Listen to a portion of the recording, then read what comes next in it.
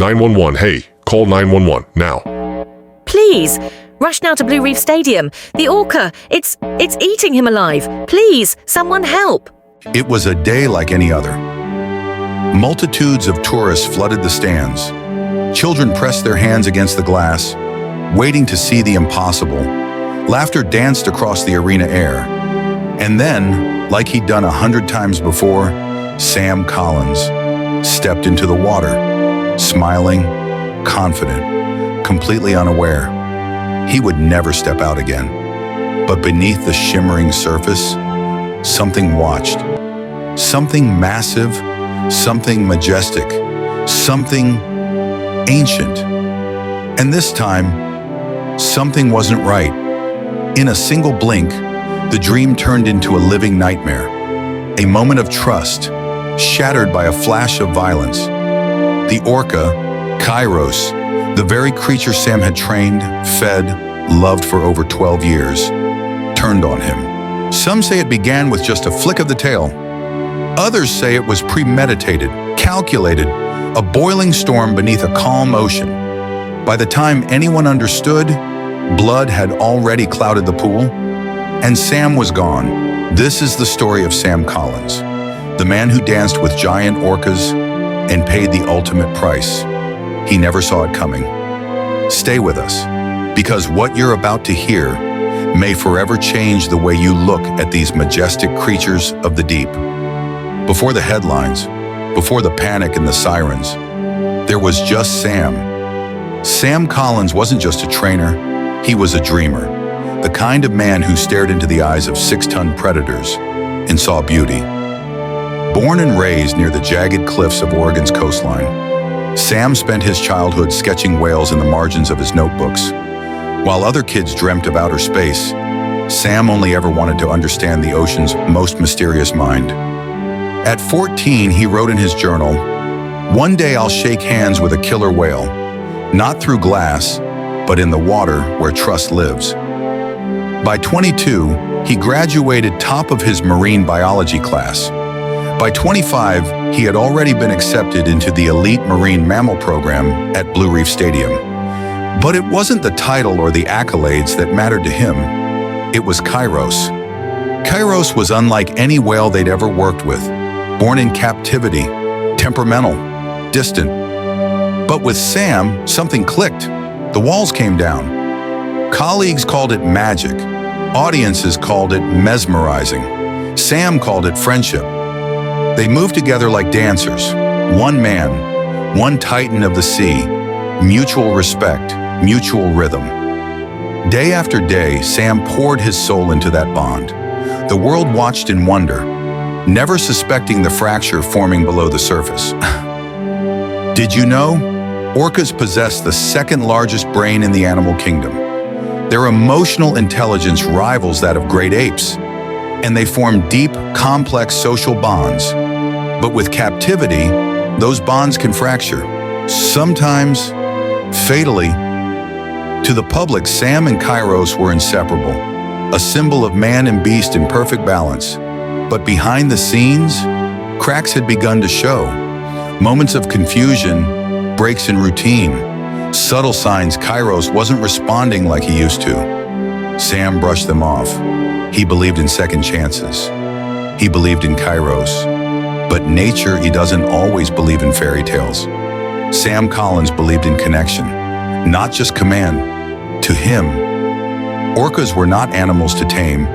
They were partners, kindred spirits of the sea. He spent more time in the water than on land. Sunrise swims, midnight dives, trust built over years. With Kairos, the massive male orca he had trained since adolescence, their bond felt unbreakable. But beneath the surface, something began to shift. They were small signs, subtle, easy to miss for anyone else, but not for a trainer like Sam. Kairos stopped responding to hand signals. He circled tighter, faster. His dives lasted longer. His eyes lingered. Veteran trainers have a saying, when a 6-ton predator doesn't want to work, you don't argue, you listen. But Sam, he chalked it up to routine stress. New lighting, loud crowds, maybe a recent illness. He noted it, but kept performing. He wasn't the only one who saw the signs. "Something's not right with Kairos," one assistant whispered backstage. "He's been off all week." A marine behaviorist reviewing footage days later would say, "His posture was defensive. His jaw was tight. That wasn't curiosity, that was pressure." Kairos had started slapping the water violently, something known as a tail lob. Sometimes it's play, sometimes it's a warning. And then came the missed cues. Sam would give the signal to breach, Kairos would dive. He'd call for the spin, Kairos would float, motionless. Some said Sam looked tired, distracted. Others said he was covering for Kairos, afraid to admit the truth. "When you love a creature that powerful," an ex-trainer once said, "you start believing it loves you back." But love isn't predictable. No one filed an incident report. No safety protocol was revised. No show was canceled.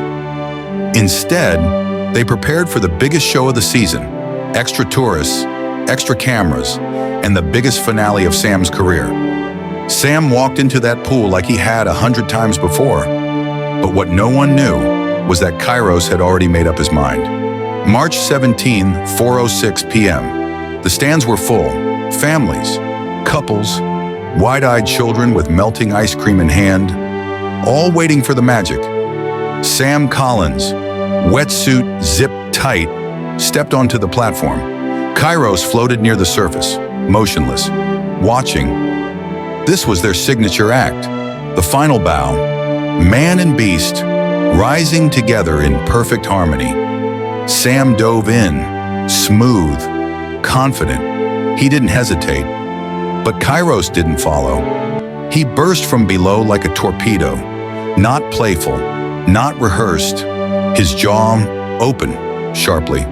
Sam reached out, maybe to grab a fin, maybe to signal calm down, but Kairos spun, his tail cracked the surface like a whip. Sam went under. The water turned red. For a second, it was like time froze. Trainers ran to the edge. One dove in. Another screamed, "Get the gate down! Shut the gate!" Underwater, Sam wrestled to the surface, but Kairos clamped onto his leg, dragging him down again, spinning. Death roll. They say orcas don't bite to kill. They drown, hold, drag, and wait. Sam's hand reached out, just for a second, above the water, fingers open, grasping for air, for hope, for mercy. And then, he was gone. The pool was silent, except for the ripple of water. For 8 minutes, the water churned, blood, foam, silence. A rescue diver entered, but came up empty. Another followed, then another, Finally, they spotted him, beneath Kairos' shadow, limp, motionless, crushed ribs, no mask, eyes wide open. Sam Collins was dead. The audience was evacuated, cameras were shut off. Officials said it was an accident, a tragedy, unavoidable. But those who knew, those who saw the signs, understood one thing clearly. This wasn't just a slip or a freak moment. This was something deeper, something darker, and it had been building for a long time. After the screams faded, after the sirens fell silent, there was only stillness. No more cheers, no more music, just the cold echo of water and the unbearable weight of absence. The pool was roped off, bleachers empty. Kairos floated alone, circling the water where Sam once stood. For the staff, shock was a shadow that refused to lift. I saw it. I saw him reach up. And then he was just gone. Some trainers wept openly. Others stood frozen. One refused to speak for days. Visitors who had come for joy left with trauma etched into their memories. Children had questions no one could answer. Parents held them close, not knowing how to explain why the man in the wetsuit never came back. Sam Collins wasn't just a trainer, he was a friend, a husband, a dreamer. He loved those animals more than anything. He trusted them, maybe too much. In every photo, every training video, you see it, the bond, the belief that respect and love could tame even the wildest force. But nature doesn't play by our rules. It's beautiful, but brutal, wild, even in a glass cage. Sam wasn't reckless, he was hopeful, but hope can blind. There were warnings before, incidents, moments when the orcas behaved differently, moments dismissed with nervous laughs and whispered doubts. They're just playing. They're smart. They'd never hurt us. But Kairos wasn't playing. And in that single moment, he became a mirror, reflecting everything we choose not to see. Sam Collins paid the ultimate price for believing that harmony could always conquer instinct, that trust could overcome primal force, but nature does not forgive naivete. And now one question lingers. Was this a tragic anomaly or a warning that came too late? Sam Collins' tragic fate was not an isolated event. Across decades, in oceans, the story of orca captivity is stained with shadows, a history marked by awe, but also by danger. Since the 1960s, when orcas were first captured for entertainment, more than a dozen trainers worldwide have faced life-threatening encounters. Some, like Sam, paid with their lives. Experts say the root is not just in the animal's behavior, but in the very nature of captivity itself. Orcas are among the ocean's most intelligent beings, complex, social, and free-ranging, traveling up to 100 miles a day in the wild. Yet here, confined to tanks mere meters wide, their instincts clash violently with unnatural conditions. Dr. Helena Marks, a marine biologist, warns, captivity strips orcas of their natural behaviors. Stress and frustration build, sometimes erupting with deadly consequences. And for trainers, the line between connection and peril is razor thin. John Perez, a former trainer, reflects, "You learn to read their moods, their patterns, but you can never control the ocean's wild heart. It's a constant dance on the edge of chaos." Between 1971 and 2010, orcas caused over 30 serious injuries to trainers, some fatal. Yet the shows went on, the applause roared. The glass walls held back the dark truth beneath. This tragedy raises profound questions.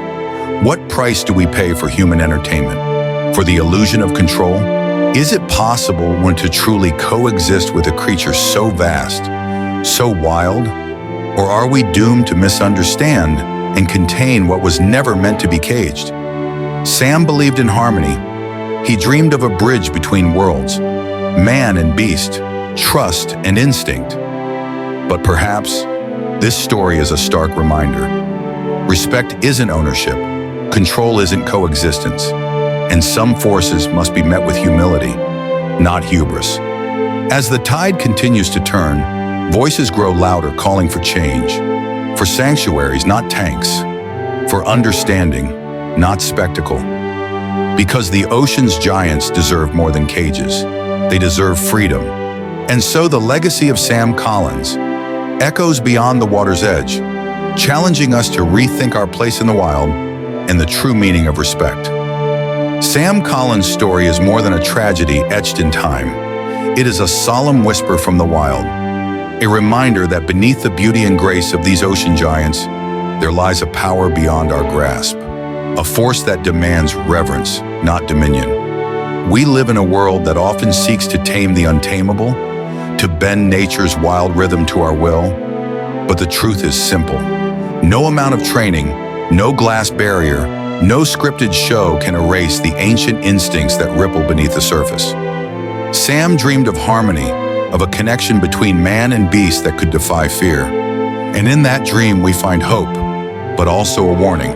The ocean's call is a call to respect, to humility, and to the profound responsibility we bear, to protect, to learn, and to coexist without control. As the poet John Muir once said, when we try to pick out anything by itself, we find it hitched to everything else in the universe. Sam Collins' fate teaches us this. We are part of a vast, interconnected world. where every choice echoes beneath the waves. So when you watch these majestic creatures, remember their power, their freedom, and ask yourself, are we guardians or captors? Because some forces, no matter how much we train or tame, will always remain wild. If this story moved you, if it made you feel, think, or question, then please subscribe to Animal World. Join us in telling real stories that give a voice to the voiceless and help keep the wild, truly wild,